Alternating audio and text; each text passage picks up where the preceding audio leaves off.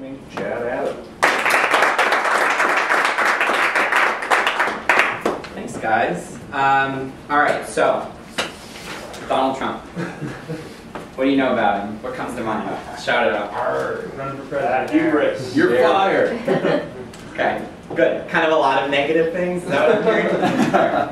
All right. Well, that's what I expected. I kind of hope to change your mind maybe a little bit during the presentation.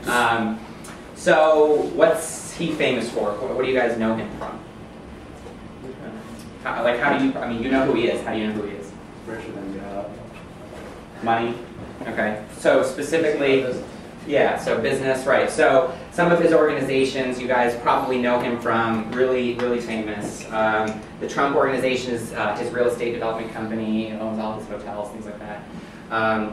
Some other ones you might think of. Trump Entertainment is the organization that owns all of his casinos. Trump Golf, I did put up there. The Miss Universe organization.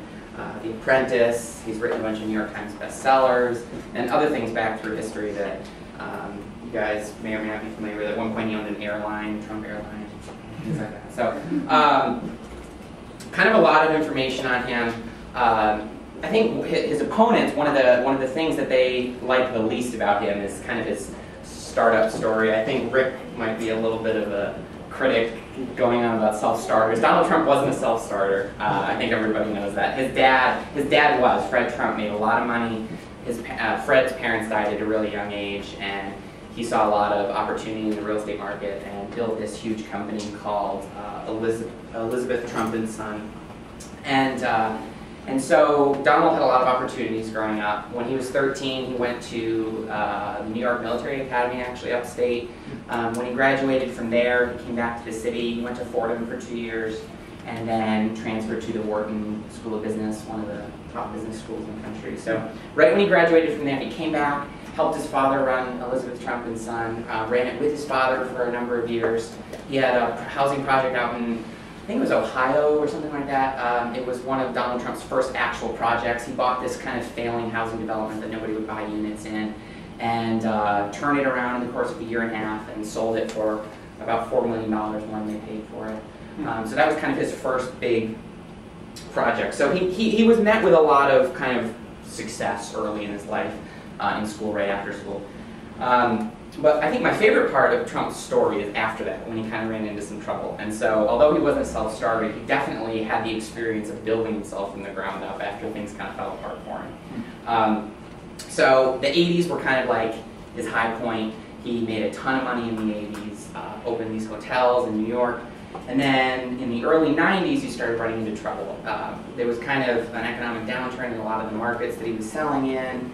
And he was struggling to pay for these new casinos and hotels he was building, and the Taj Mahal casino he was building.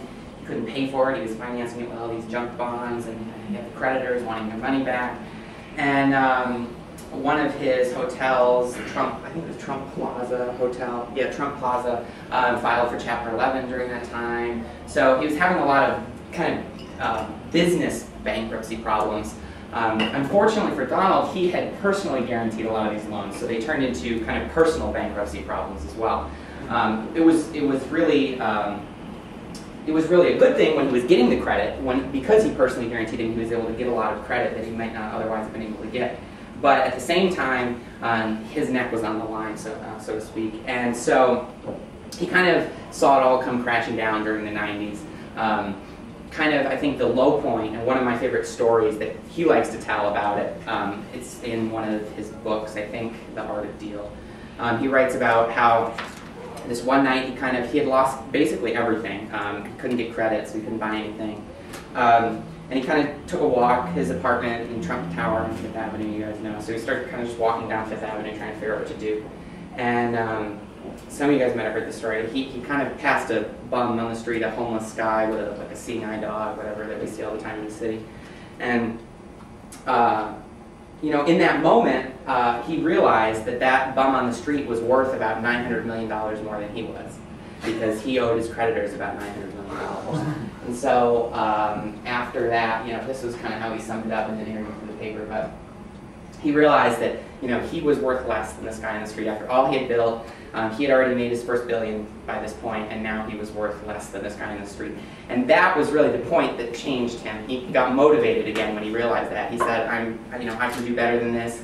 And he says he kind of lost his momentum, but this is when he got it back. So he kind of got remotivated and went back and decided he was going to deal with these creditors, and he was going to find a way to work out a deal, and be able to pay this off, and kind of get back in the game. All the newspapers wrote him off. Everybody said he was finished. That was it, no more.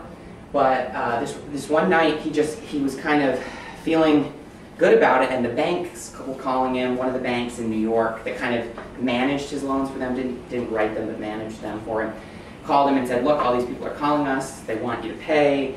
You need to deal with this. And he said, all right, I'm going to deal with it. He didn't have enough money for a cab. He walked to the bank. It was 20 blocks from Trump Tower. It was like about midnight. The bank was calling really late. It was raining. He walks in the rain. He gets to the big boardroom like this at the bank, and there's 20-something really big bank executives sitting there wanting to know where the money is, because they've got all these other banks calling them wanting to know where the money is. And he said, look, I can't promise you this money right now. I'm not going to have my secretaries call you, my financial advisors call you. I'm here. I want to call all these banks that want money from you personally and tell them all that I will get them their money, but I'm going to need a little more time. And for the rest of the night, until I think 5 or 6 the next morning, he sat there with all these bankers and all these banks all around the world, China, India, all these big banks, and said, I can't pay you right now. And that's got to be, I think, the hardest thing you do. I owe you millions of dollars, but I can't pay you right now. I need more time, and I'm not going to be able to pay the interest right away either. So he called them all.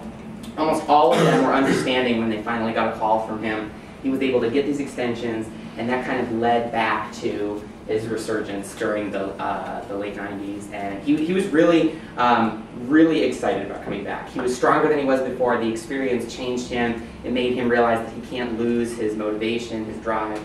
And so, now he's working on all these great new projects. For the last decade or so, since the late 90s, he's been building new hotels, new casinos, new projects. He's got, I think, something like 12 hotels under construction right now all around the world. Honolulu, Toronto, Chicago, everywhere.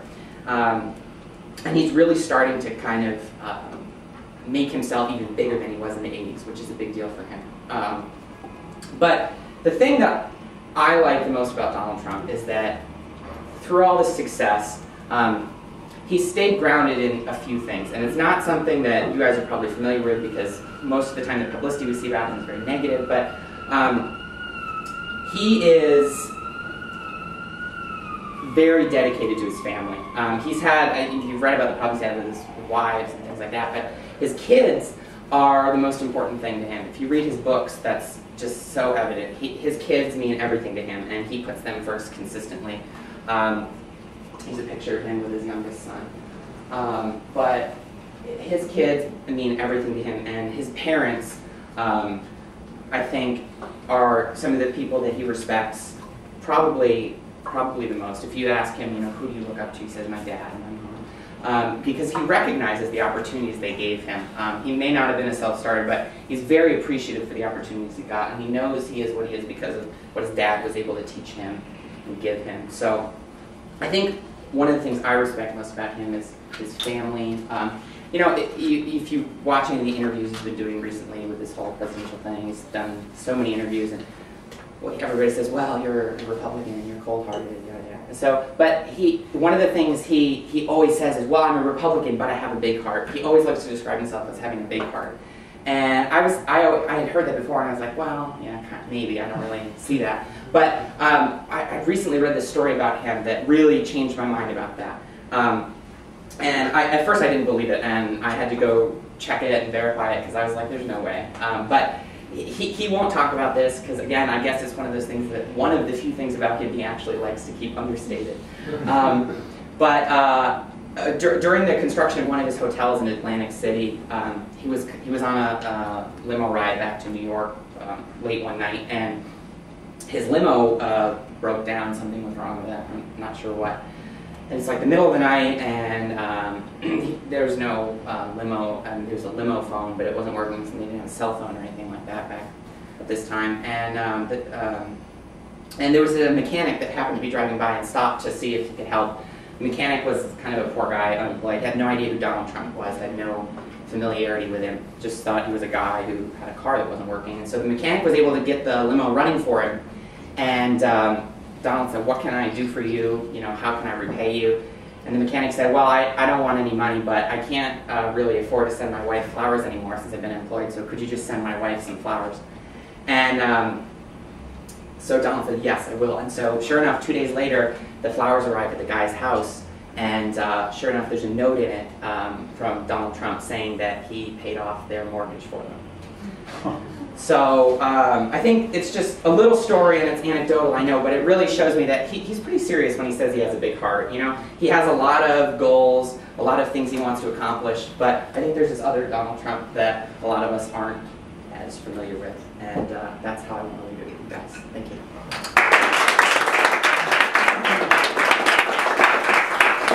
Thanks, Jeff.